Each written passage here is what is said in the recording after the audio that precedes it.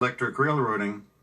In fall 2012, Progressive Rail bought Iowa Traction Railroad, changing it to Railway.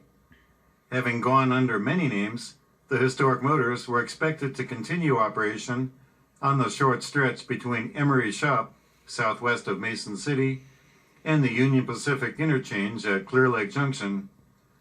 This, of course, became River City Junction in The Music Man by Meredith Willson, who hailed from Mason City. Look for 76 trombones if you visit the Civic Center.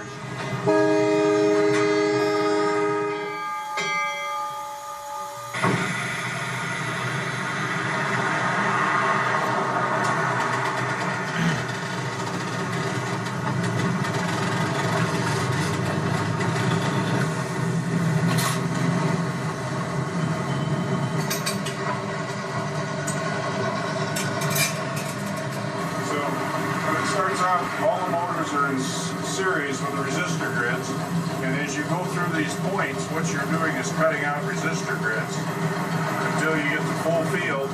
These traction motors have a shunt to them. Once you shunt and go to the next point, you're into transition.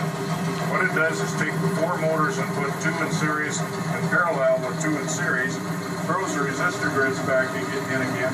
Then you go through the points all the way up, reducing the amount of resistance in the grids until you get the full field, and that's why you see the parallel shunted field as the last position. It's probably 5, 6, 700.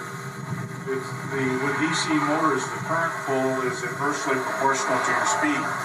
As far as the brakes go, you've got an engine independent brake and you've got a train brake. This is like K14 or K14 ELs, similar to the number 6 engine brake on steamboat blade.